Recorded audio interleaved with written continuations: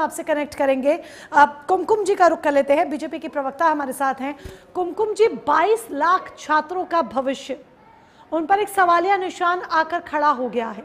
उनको नहीं समझ में आ रहा कि अब आगे क्या होगा। बेशक री एग्जामिनेशन की बात सामने आ चुकी है, लेकिन स्टिल उनको वो विश्वास उनके भीतर नहीं जग पा रहा है कि क्या अब भी वो ट्रांसपेरेंसी आ पाएगी। बार बार ऐसे मामले सामने आते हैं। सिर्फ एक गलती आप मानती हैं या फिर पूरा सिस्टम फेल हो चुका है? क्या इस देश में अब प्रॉपरली ट्रांसपेरेंसी के साथ परीक्षा कराना भी पॉसिबल नहीं रहा?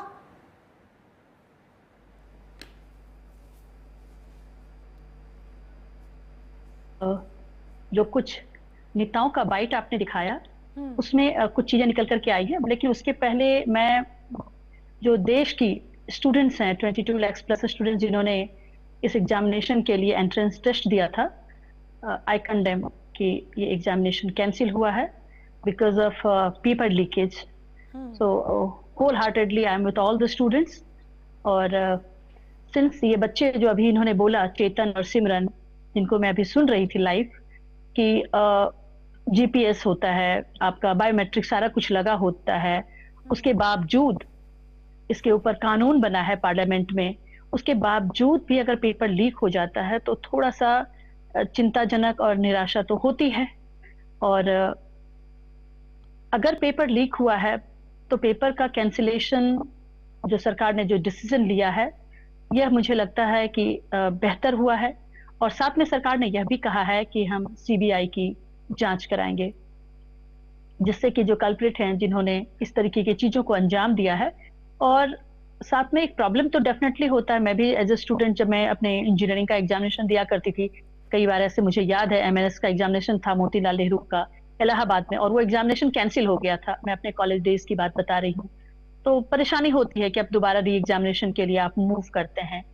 और प्रधानमंत्री की जहां तक बात है, उन्होंने पार्लियामेंट में कानून लाया है इन चीजों के लिए।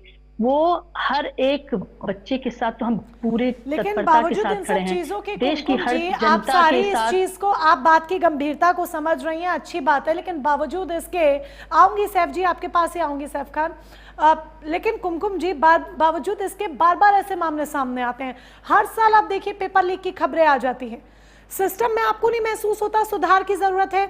बच्चों का विश्वास डगमगा रहा है। अभी भी आपने सिमरन और चेतन को सुन लिया, और सिर्फ सिमरन चेतन तक बात नहीं है, हजारों हजार छात्र हैं जिनका यही हाल है। लेकिन धर्मेंद्र प्रधान जी, जब मीडिया उनसे बात करने पहुंचती है, अपनी गाड़ी में बैठ के वो चले जाते हैं, पत्रकारों के सवालों का वो जवाब नहीं देते। क्या आपको नहीं लगता कि पत्रकारों के सवालों का जवाब देना चाहिए था, क्योंकि वो जवाब देश के छात्रों तक पहुंचता?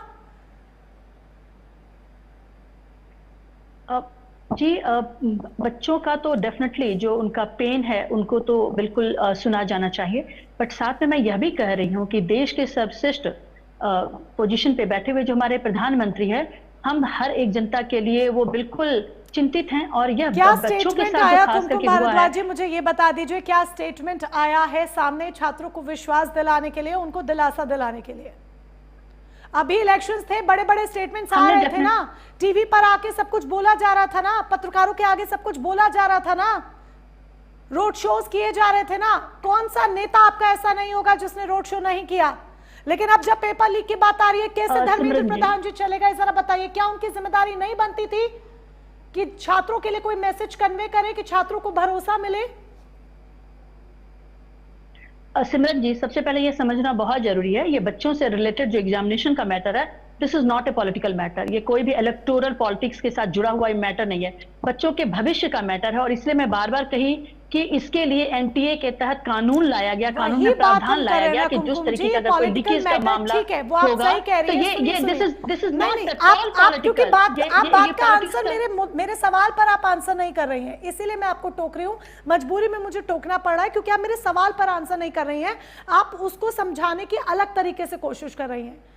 ठीक है, ये पॉलिटिकल मैटर नहीं है, ठीक है, नहीं है, लेकिन मैं ये कह रही हूं, जब आपके तमाम दिग्गज नेता एक एक कर, जब इलेक्शंस थे तो बातें कर रहे थे ना, सड़कों पर भी उतर रहे थे। जब अमेंडमेंट कैंसिल हुआ, खुद उत्तर प्रदेश के मुख्यमंत्री तक उतरे थे, हर एक मुख्यमंत्रियों ने बयान दिया, तमाम केंद्रीय मंत्रियों ने स्टेटमेंट्स दिए, क्या कुछ नहीं किया? अब बताइए, छात्रों के भविष्य की बात है तो कौन सा नेता आपका सड़क पर है? आपके नेताजी के आगे जब माइक लगाया गया तो वो गाड़ी में बैठ के शीशा चढ़ा के चले गए। क्या जिम्मेदारी नहीं बनती थी कोई मैसेज कन्वे करने की? सिर्फ मुझे इतना बता दीजिए, आप इस सवाल का जवाब दे दीजिए, मैं सैफ खान के पास मूव ऑन करूं। मैं मोनिका जी आपको कह रही हूं कि यह विषय बहुत गंभीर विषय है।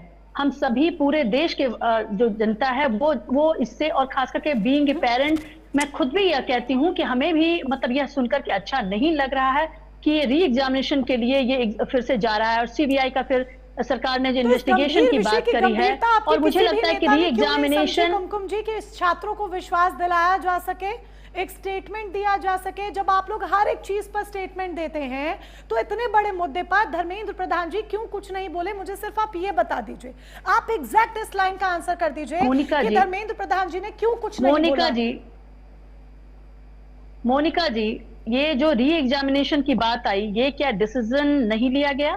क्या सीबीआई की इन्वेस्टिगेशन की बात आई, ये क्या डिसीजन नहीं लिया गया? डिसीजन लिया गया, गिरफ्तारियां भी हुई, डिसीजन बिल्कुल लिया गया है, और छात्रों के बोलिए छात्रों के हित में ये हुआ है, छात्रों के हित में ये डिसीजन लिया गया है, और आकर के डेफिनेटली ये डिसीजन हमारे जो शीर्ष नेतृत्व हैं उन्होंने ये डिसीजन को लिया है कि हम ये ऐसा करेंगे।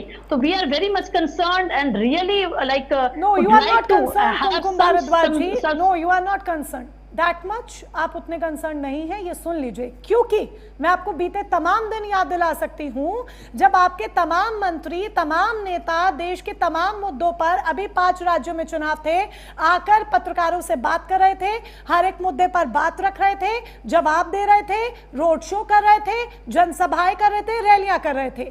आपका अमेंडमेंट बिल कैंसिल हुआ पार्लियामेंट में विपक्ष की वजह से, तो आपके तमाम नेता सड़कों पर उतर रहे थे, पत्रकारों से बात कर रहे थे। लेकिन जब देश के छात्रों की बात आई तो आपके नेता ने ठीक है फैसला लिया, अच्छी बात है, गिरफ्तारियां भी हुई हैं, आई अग्री, लेकिन स्टेटमेंट कहां है? आप क्या दिलासा नहीं दिलाएंगे? क्या आप छात्रों से संवाद नहीं करेंगे? क्या आप छात्रों से बात नहीं करेंगे? कुछ तो कहेंगे ना। आप किसी को भरोसा, कैसे छात्र आप पर भरोसा कर ले, मुझे ये बताइए, किस बात को सुन के कर ले? क्या छात्रों के मन में ये बात है कि इस देश, हमारे जो शिक्षा मंत्री हैं उन्होंने ये बात कही, हमारे जो मुख्यमंत्री हैं उन्होंने हमसे आके ये कहा, क्या उनके मन में ये बातें नहीं हैं?